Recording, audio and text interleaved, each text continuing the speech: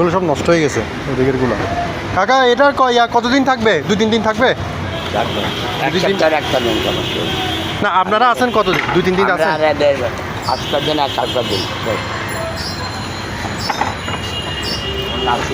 ওই 2-3 দিন পর আসলে পাচ্ছি তো আপনারে। ওগুলো কি নষ্ট হয়ে গেছে না? ওগুলো ফালাই দিছে। আর এগুলোর ভিতরে মানে মোটামুটি শক্তও না নরমও না, মানে কেটে নিতে পারবো? কেটে নেওয়ার সুযোগ আছে? মানে এখানে কাটার কোনো সুযোগ নেই?